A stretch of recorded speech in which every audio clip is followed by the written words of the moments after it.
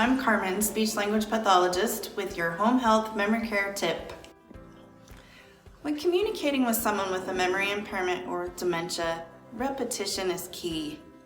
Repetition helps with a lot of different things, so repeating to us may seem redundant, but to the person with dementia or a memory impairment, it's not. It's what's needed for them to be supported, for them to feel independent. So rephrase important information throughout your conversation.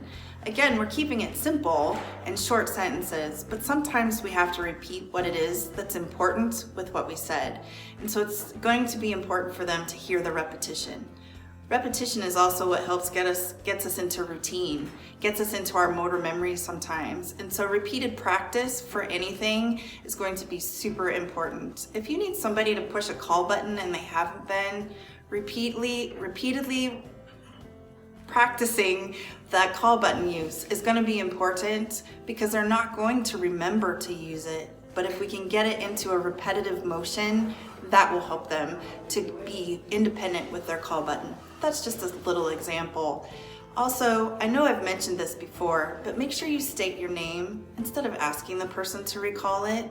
They may recognize you, but they may not know your name. And I don't know about you, but sometimes I don't remember names very well. I can recognize you, but it is super helpful if I haven't seen you in a while, and it could have just been 5 minutes ago, for you to say, "Hi, I'm Carmen, good to see you today." So make sure you introduce yourself every time, and please don't use pronouns. Don't use he, she, they, it, me. All of those are really confusing with a person with a memory impairment or with dementia, because you could be talking about anybody. So make sure you're specific in your communication, and make sure you're specific about saying who you are. And repetition, that's the key of the day.